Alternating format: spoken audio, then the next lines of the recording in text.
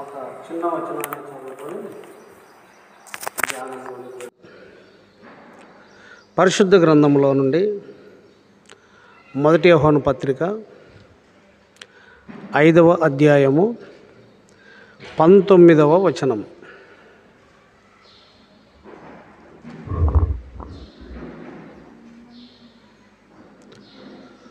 మొదటి యోహాను పత్రిక 5వ అధ్యాయము 19వ వచనం.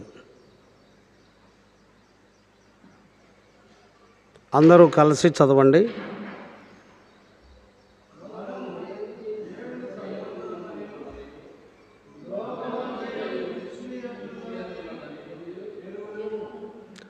మరలా చదవండి.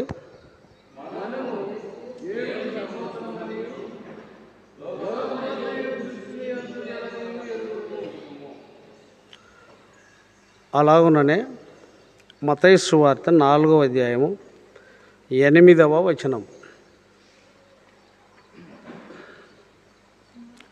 4వ అధ్యాయము 8వ వచనం. మరలా అపవాది మిగుల ఎత్తైన యొక్క కొండ మీదికి ఆయనను తోడుకొని పోయి, అందరూ చదవండి. వాటి మహిమను ఆయనకు చూపి, నాకు నమస్కారం చేసిన ఎడల వీటన్నిటినీ నీకు ఇచ్చేదనని ఆయనతో చెప్పగా, వారితో సాతానా కొమ్ము, ప్రభువైన నీ దేవునికి నొక్కి ఆయన మాత్రము సేవింపవలెను. చాలు, 8వ వచనం మాత్రమే. చాలు 8వ వచనం మాత్రమే. మనం చదువుకున్న 5:19లో లోకమంతయు దుష్టుని యందు పడి ఉన్నది అని చదువుకున్నాం. లోకమంతయు 4:8లో మత్తయి 4:8లో ఈ లోక రాజ్యములన్నిటినీ అంటే తన చేతిలో నుండి నీకు ఇస్తాను అన్నట్టుగా ప్రభుతో మాట్లాడింది. ఈ లోక రాజ్యములు అంటే ఈ లోకమే, లోకమంతా దుష్టుని యందు పడి ఉన్నది అంటే సాతాను యందు పడి ఉన్నది. ప్రస్తుతానికి లోకములో భజనలు జరుగుతున్నాయి, పూజలు పునస్కారాలు జరుగుతున్నాయి. ఎవరెవరి స్థితిగతులను బట్టి ఎవరు వారి పితృపారంపర్యాచారంగా వాళ్ళ దారిలో వాళ్ళు ప్రయాణం చేస్తున్నారు.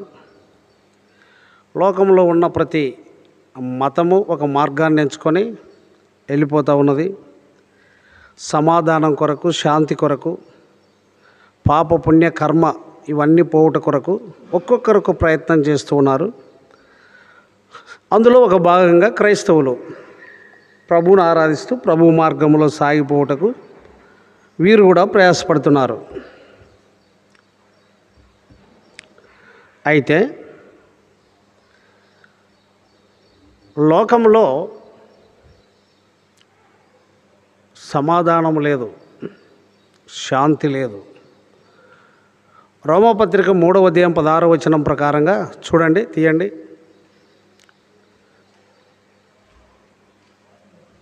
నాశనమును కష్టమును అందరూ తీసుకొని రోమాపత్రిక 3వ అధ్యాయము 16, 17. నాశనమును కష్టమును వారి మార్గములలో ఉన్నవి. నాశనమును కష్టమును వారి మార్గములలో ఉన్నవి. శాంతి మార్గము వారు ఎరుగరు. వారి కనుల ఎదుట దేవుని భయము లేదు. చాలు. స్పీడుగా, ర్యాకెట్ కంటే స్పీడుగా మానవుని యొక్క హృదయము పరిగెత్తుతూ ఉన్నది. పిల్లల మనస్తత్వం మొదలుకొని, యవనస్తులు మొదలుకొని, మధ్య వయస్సు కలిగే వారు మొదలుకొని, వృద్ధాప్యం వరకు స్పీడుగా తమ హృదయంలో ఏది తలస్తే అది, తమ మనస్సులో ఏది అనుకుంటే అది, ఏది అనుకుంటే దాని కొరకు తండ్రిని, తల్లిని, అన్నను, తమ్ముణ్ణి, లేక అన్నదమ్ములను, రక్త సంబంధీకులను అయిన వారిని వదిలిపెట్టి ఏదైతే అనుకున్నారో దాని కొరకు పరిగెత్తడమే కానీ వెనక్కి మళ్ళీ చూసుకోవడం లేదు. అందుకొరకే శాంతి మార్గము వారు ఎరుగరు, వారి కన్నుల ఎదుట దేవుని భయము లేదు. ప్రభునందు ప్రియులారా, ఎందుకొరకు ముందుగా నేను మీతో ఈ మాటలు మాట్లాడుచున్నానంటే, కయ్యనును గురించి దేవుడు ఒక మాట అన్నాడు. ఆదికాండం 4వ అధ్యాయము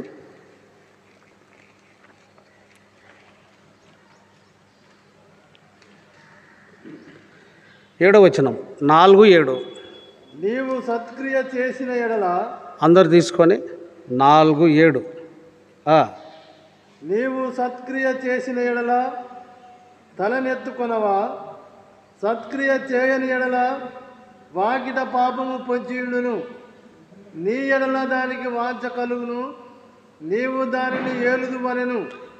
ఏలుట, పరిపాలించుట.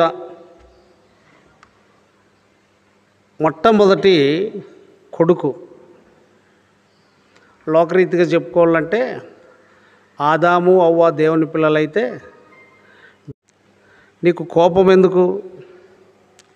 నువ్వు మంచి పనులు చేసినట్లయితే తల ఎత్తుకున్నావా? క్రైస్తవ సమాజంలో తల ఎత్తుకునే పరిస్థితులు లేవు. 100 సార్లు బైబిల్ చదివినా తలంచుకుంటాడు. పదాస్తమానం ప్రార్థన చేసినా అతడు తన వరకు చేసుకోవాల్సిందే, కానీ తన ఇంట్లో ఉన్న వారి నిమిత్తం ప్రార్థన చేసినా అతడు కొదువు కలిగే ఉంటాడు. పరిస్థితులు అలాగున్నాయి. ముఖ్యంగా దీనికి కారణం ఏమిటి అనంటే, రక్షణ పొందినటువంటి వారు తల్లి కావచ్చు, తండ్రి కావచ్చు, అన్న కావచ్చు, తమ్ముడు కావచ్చు, అక్క కావచ్చు, చెల్లి కావచ్చు, రక్షణ పొందినటువంటి వారు రక్షణానుభవంలో పరిపూర్ణంగా లేకపోవడమే కొరత.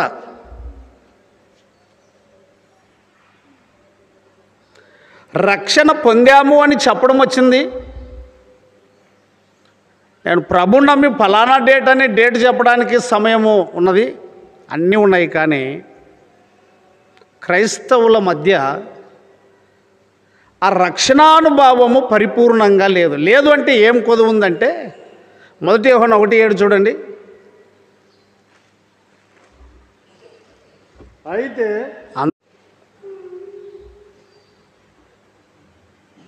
చదవండి. అయితే ఆయన వెలుగులోనున్న ప్రకారము మనమును వెలుగులో నడిచిన ఎడల మనము అన్యోన్య సహవాసము గల వారమైందుము. చాలు. ఎక్కడుంది అన్యోన్య సహవాసము? ఏ గుంపులో లేదు. అంత కొదువ కొదువ కొదువ, అసంపూర్ణం అసంపూర్ణం. అందుకే క్రైస్తవ కుటుంబాలలో గాలికి ఎగిరిపోయే చెత్తలాగున్నాయి. బరువు లేవు, తూకంగా లేవు.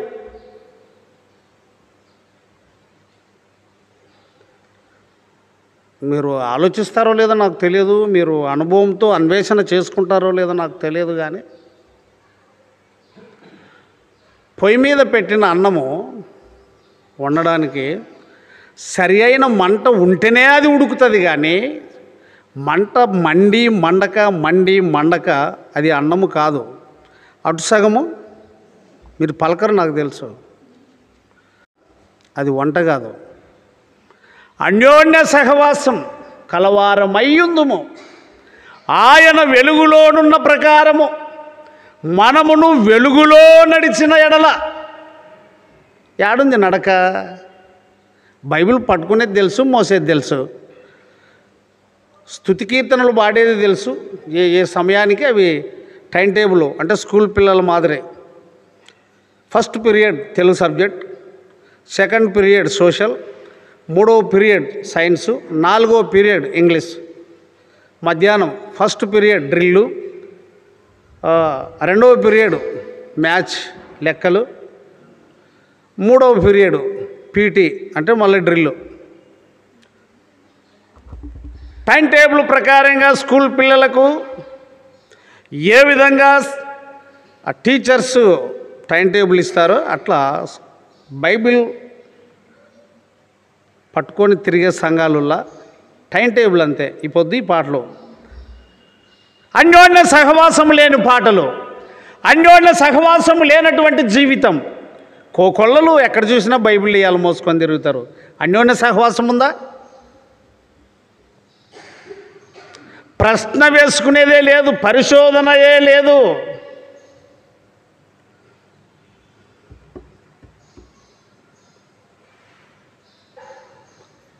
విశ్వసించిన వారిని గురించి భక్త పౌలు అంటున్నాడు.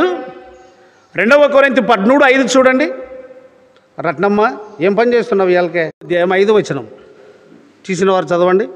మీరు విశ్వాసం గలవారై ఉన్నారో లేదో మిమ్మును మీరే శోధించుకొని చూచుకొనుడి. ప్రతిరోజు ప్రతి దినము నిన్ను నువ్వు తూకం వేసుకోవాలి.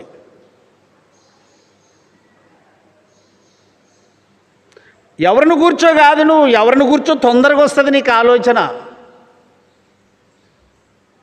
నాకు రాదండి ఎవరిని కూర్చో ఆలోచన.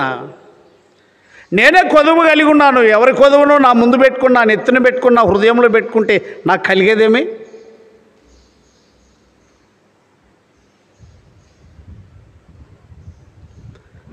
కొరింథీ సంఘముతో 2వసారి రాస్తా అంటున్నాడు ఆయన, మీరు విశ్వాసము గలవారై నమ్మదగిన వారుగా ఉన్నారో లేదో మిమ్మును గూర్చి మీరే, కింది మాట ఉంది, ఎరగరా? అన్యోన్య సహవాసం. దీనికి అంతటి కారణం ఏమిటబ్బా అనంటే, నేను నిన్న వారమే చెప్పాను. బాప్తిస్మం పొందిన మొదటి వారము, 2వ వారము, 3వ వారము, 1 నెల. ఆ నెలంతా భయము, భక్తి. 2వ నెల కొంచెం బేస్ తగ్గుతుంది. 3వ నెల అలవాటు అయిపోతుంది. 4వ నెల అయిపోయింది మామూలుగా.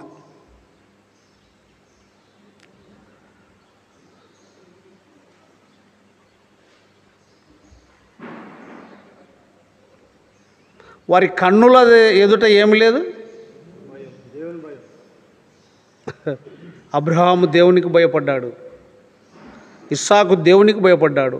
అంతేకాదు వారు మరణానికి కూడా భయపడ్డారు. అబ్రహాం దేవునికి భయపడ్డాడు, మరణానికి భయపడ్డాడు. ఇస్సాకు దేవునికి భయపడ్డాడు, మరణానికి భయపడ్డాడు. యాకోబు దేవునికి భయపడ్డాడు, మరణానికి భయపడ్డాడు.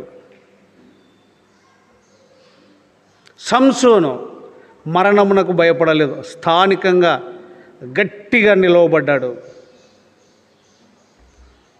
అందుకొరకు కళ్ళు పీకించుకున్నాడు, తల కొరిగించుకున్నాడు, బందీ అయిపోయాడు. ప్రియులారా, అన్యోన్య సహవాసం అనేది ఎక్కడ లేదో అక్కడ యేసుక్రీస్తు లేడు. నువ్వు ఏం లెక్కలైనా చెప్పుకో, ఇది రక్షణ మార్గం అన్నాను, ఇది అట్ట కాదన్నా ఇట్ట అన్నాను, ఇది అట్ట కాదన్నా ఇది దర్శనం అన్నాను, ఇది అవన్నీ అవతల వారే ముందర. అన్యోన్య సహవాసం నీకుందా? నేను ఒక మాట అడుగుతా లోకల్గా, భార్యాభర్తలకు అన్యోన్య సహవాసం లేకపోతే వాళ్ళ మధ్య సంసార జీవితమే నంబర్ 1. నంబర్ 2, పిల్లలు అయ్యారనుకో, పిల్లలకు తల్లిదండ్రులకు అన్యోన్య సహవాసమే లేకపోతే అది కుటుంబం ఎట్లా అవుతుంది?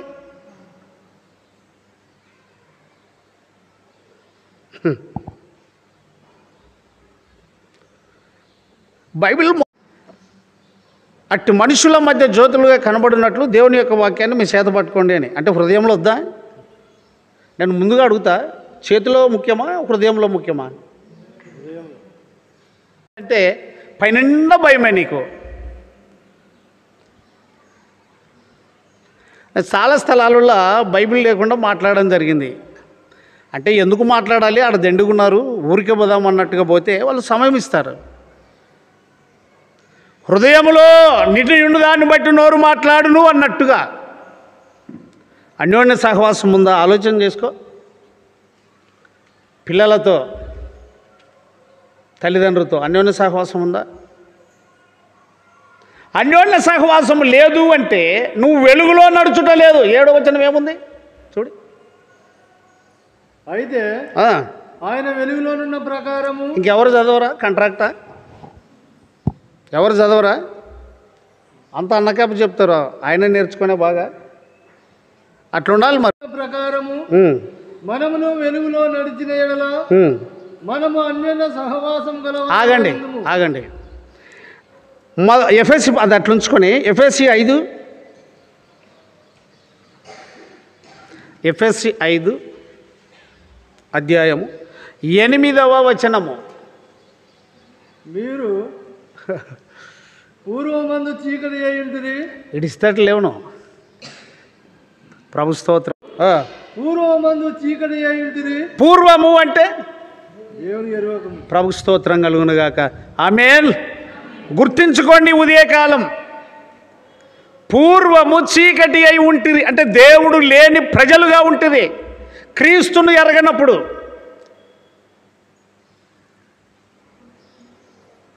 అది అలా ఉంచుకోండి. 1 తిమోతి 1:12 చూడి, అక్కడ పూర్వము అనే మాట, ఒక మాట పౌలు భక్తుడు వాడతాడు. పూర్వము. అబ్బా దేవమ్మా ఏం చేస్తున్నావు? నేను ఇట్లుంటిని అంటున్నాడు. ఎట్లున్నాడు? దూషకుడను, హింసకుడను, హానికరుడనై. మరి ఎవరిని కూర్చో కాదాయన ధర్మశాస్త్రంలో ఆరితేరినవాడు, యూదా మతములో మతనిష్టాగరిష్ఠుడు, ఎంతో గొప్ప ధనవంతుడు, యేసు నామమునకు సృష్టికర్తకు విరోధముగా పూర్వము దూషకుడను. ఎఫెసీ 5:8 ఏం చదువుకున్నాం? ఇప్పుడంటే ఎప్పుడు? ఎప్పుడండి? ఇప్పుడంటే ఇప్పుడే. ఇది ఏ మిక్కిలి అనుకూల సమయము, ఇదే రక్షణ దినము. పాడతాం. రక్షణ విషయంలో ఎదుగు నిమిత్తము వాక్యం అనే పాలను ఆపేక్షించుడి. ఎక్కడ? 1 పేతురు పత్రిక 5వ అధ్యాయంలో ఆ మాట కనపడుతుంది. సరే, ముందు ఇక్కడికి వెళ్దాం. పూర్వము మీరు చీకటి అయి ఉంటుంది, ఇప్పుడైతే ప్రభునందు. ఎఫెసీ 5:8 వెలుగై ఉన్నారు. ఏమై ఉన్నారు? వెలుగై ఉన్నారు. దేవుడు ఏమై ఉన్నాడు? అనగలుగుతున్నావు మంచిదే, మేల్కున్నావు మంచిదే, గట్టిగా మాట్లాడుతున్నావు మంచిదే, ప్రభు స్తోత్రం కలుగును గాక. బయటికి వెళ్ళినప్పుడు ఇదే లక్షణము నీలో పనిచేయాలి.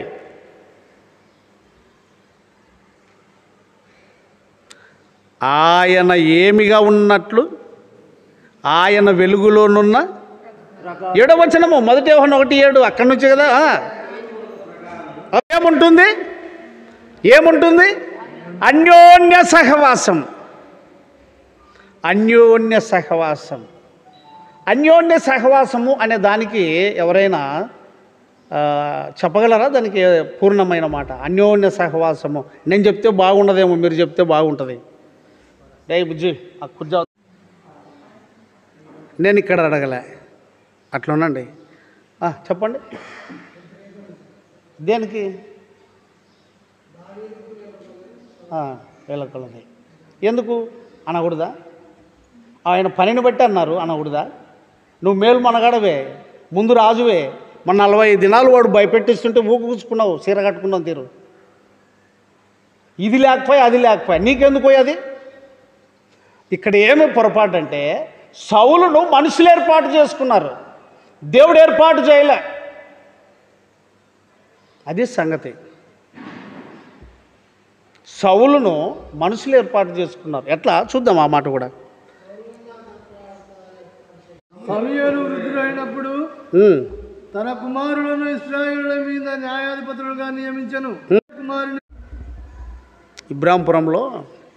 కారణం ఏమిటంటే, సమూయేలు తన కుటుంబంలోనే తన పిల్లలనే న్యాయాధిపతులుగా నియమించారు, కానీ వారు తండ్రి గుణ లక్షణాలు కలిగిన వారు కాదు. అది అక్కడ వచ్చిన పొరపాటు.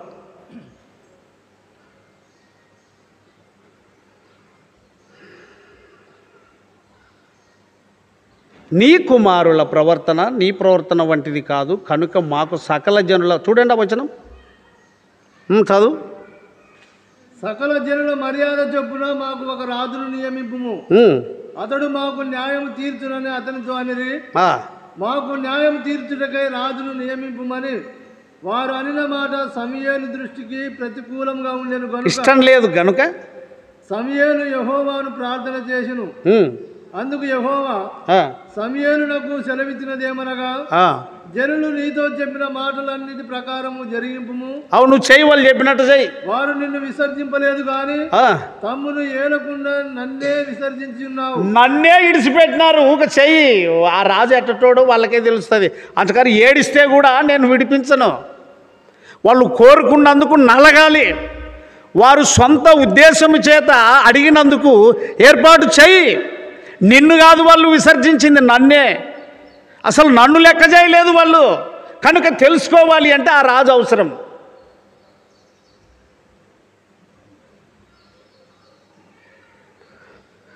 అన్యోన్య సహవాసము అనేది దావీదుకు సౌలుకు లేదు. ఇక్కడ ఒక వ్యత్యాసాన్ని చెప్పగలుగుతా నేను. దావీదు చేసిన ఘోర దుష్కార్యము సౌలు చేయలేదు. మరి దావీదు చేసిన ఘోరమైన దుష్కార్యము సౌలు చేయలేదు. దావీదు అంత ఘోర దుష్కార్యము చేసినను పశ్చాత్తాపడ్డాడు, తప్పును ఒప్పుకొని క్షమాపణ అడిగాడు. సౌలు క్షమాపణ అడగలేదు. ఎన్నో పొరపాట్లు చేశాడు, క్షమాపణ అడగలేదు. అది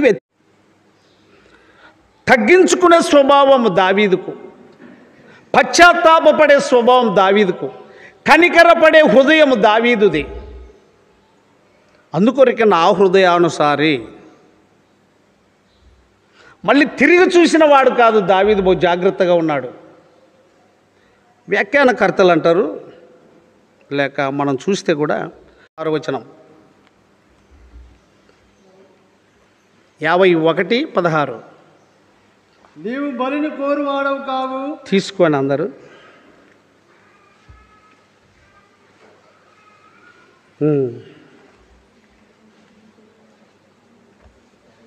చదువు. నీవు బలిని కోరువాడవు కావు. అవు. కోరిన ఎడల అవు నేను అర్పించుదును. అవును. దహన బలి నీకు ఇష్టమైనది కాదు. విరిగిన మనసే దేవునికి ఇష్టమైన బలులు. అది విరిగిన మనస్సే నీకు ఇష్టమైన బలి. విరిగిపోయాడు, నలిగిపోయాడు, కుమిలిపోయాడు. ఎవరు? దావీదు. సౌలు అలా కాలేదు. దావీదు బతకడం నాకు ఇష్టం లేదు, దావీదు చచ్చిపోవాలి. అందుకొరకే చంపడానికి మొదలుపెట్టాడు. ఎవరు? సౌలు. రాజ్యకాంక్ష, అధికారకాంక్ష, స్వార్థం. నా తర్వాత నా కొడుకు రాజ్య పరిపాలన చేయాలి. అన్యోన్య సహవాసం మనకు ఎందుకు లేదు అని అంటే, దేవుడు వెలుగైన ప్రకారంగా మనం వెలుగులో లేము. అటు సగం ఇటు సగం, అటు సగం ఇటు సగం. అందుకొరకే చిన్న సమస్యకు దాన్ని మోయలేక భరించలేక కుటుంబాలు విడిపోవడం, అన్యోన్యత తప్పిపోవడం, అశాంతి ఏర్పడడం, దేవుని భయం లేకుండా పోవడం. నల్లగాలి. నువ్వు స్వేచ్ఛ లేదండి. క్రీస్తును అంగీకరించిన వారికి స్వేచ్ఛ లేదు. ఇక నలగడమే తప్ప వేరొకటి ఉండదు.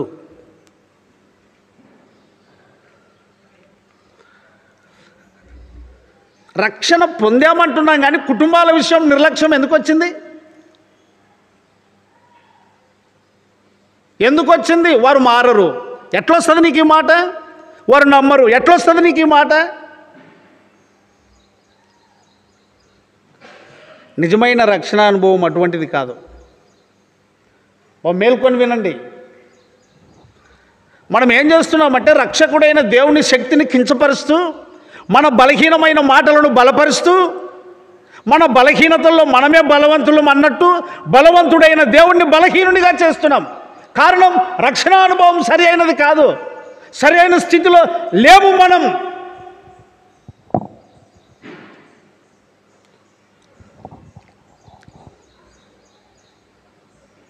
అల్వాల్లో కూడిక జరుగుతుంటే మూర్తి గారిని నమ్మలేదు.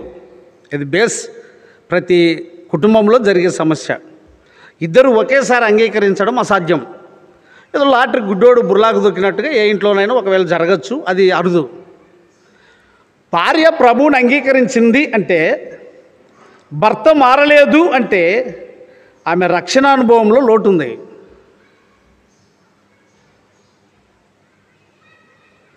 నేను మీకు అర్థమయ్యే ఒక మాట చెప్తా. ఇది బెల్లముంట, ఇది బెల్లముంట. దీన్ని పగలగొట్టి పగల కొడితే అన్నీ ఒకటే సైజా? ఇట్లా పడతాము, కొట్టినప్పుడు అన్నీ ఒకటే సైజా? చెప్పండి, మాట్లాడండి. లేదు, ఒక్కొక్కటి దాని ఏదో ఒక రీతిగా పోతాయి. ఒక చిన్న అణువు తీసుకుందాం, నోట్లో వేసుకుందాం, సేదా సైజు తక్కువ ఉంది కదా. అర్థమవుతుందా నేను చెప్పేది? ఇప్పుడు పగలగొట్టిన దాంట్లో చిన్న అణువు తీసుకున్నాం, కొంచెం నోట్లో వేసుకున్నాం, చేదా? ఏ సైజు తక్కువ ఉంది కదా. ఇప్పుడు లావు తీసుకున్నాం, నోట్లో వేసుకున్నాం, తీయగా కనపడింది అంటే ఇది స్పెషలా? అంటే అర్థమేంటి? ఇప్పుడు ఆలోచించాయి. నువ్వు నమ్మావు, రక్షణ పొందావు, నీ ఇంట్లో రక్షణ కార్యం జరగడం లేదు అంటే లోపం నీ దగ్గరనే ఉండేది, నా దగ్గరనే ఉండేది. నో అనుమానం. నేను బోధకుడని చెప్పుకుంటే మర్యాద పోతుందని కప్పి పెట్టుకోవడం, ప్రజలను మోసం చేయడం, సంఘాన్ని మోసం చేయడం, దేవుని యొక్క వాక్యాన్ని అవమానపరచడం, ఇది ముమ్మాటికి సత్యం. వాక్యం అబద్ధమా? యోహాను సువార్త 15వ అధ్యాయం 16వ వచనం అంతే.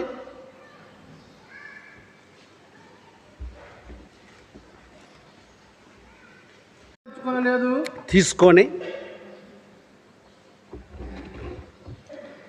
యోహాను సువార్త 15. మీరు నన్ను ఏర్పరచుకొనలేదు, మీరు నా పేరిట తండ్రిని ఏమి అడుగుదురో అది ఆయన మీకు అనుగ్రహించినట్లు మీరు వెళ్ళి ఫలించుటకును మీ ఫలము నిలిచి ఉండుటకును నేను మిమ్మును ఏర్పరచుకొని నియమించి తిని. నేను మిమ్మును ఏర్పరచుకొని నియమించి తిని. నేను ఏర్పరచుకొనిండేది మిమ్మల్ని, నేను నిన్ను ఏర్పరచుకుంటుని.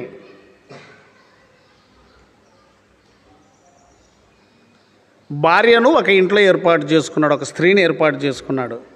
ఇక ఈమె మీద ఉంది బాధ్యత అక్కడ.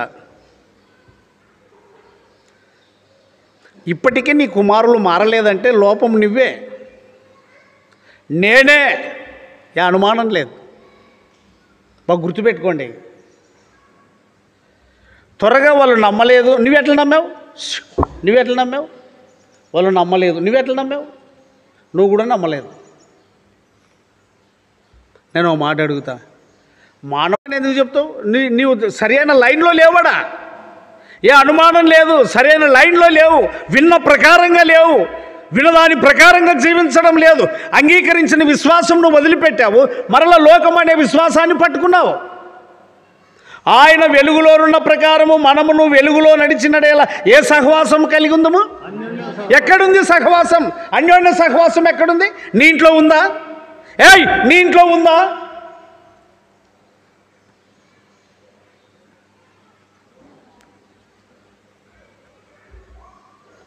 దీన్ని ఏమంటారండి? ఇక్కడ దీన్ని ఏమంటారు? చెయ్యి లేకపోతే ఇవన్నీ కలిసి దేనికి సహాయం చేస్తున్నాయి? మరి నీవు వేరే రక్షణ పొందమన్నాడా? ఎవడు చెప్ప నీకు? ఎవడు చెప్పాయా నీకు? అది ఏమర్థమైంది నీకు?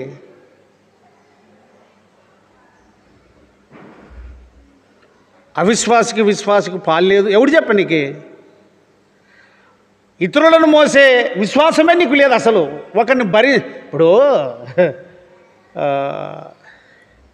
తల్లిసములో బలవంతుడైతే తల్లి విశ్వాసములో బలవంతులైతే పుట్టబోయే పిల్లలు కూడా బలవంతులే విశ్వాసములో. అన్యోన్య సహవాసం. ఆయన వెలుగు పూర్వము ఎఫెసీ పత్రిక 5వ అధ్యాయం 8వ వచనం, పూర్వము మీరు ఏమై ఉంటుంది? చీకటి అయి ఉంటుంది. ఇప్పుడు ప్రభునందు ఏమై ఉన్నారు? దేవుడు ఏమై ఉన్నాడు?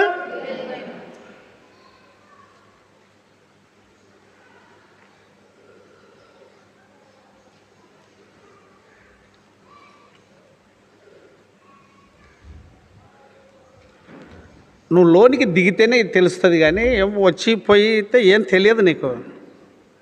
లోపలికి వెళ్ళాలి.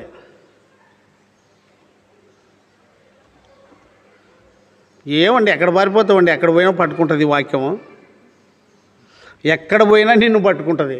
అందుకే కీర్తనాకారుడు అన్నాను, సముద్రంలోకి వెళ్ళినా నువ్వు ఉన్నావు, ఆకాశంలోనికి వెళ్ళినా నువ్వు ఉన్నావు, ఎక్కడికి పోయినా నువ్వు ఉన్నావు. నేను ఎడ తప్పించుకునేది?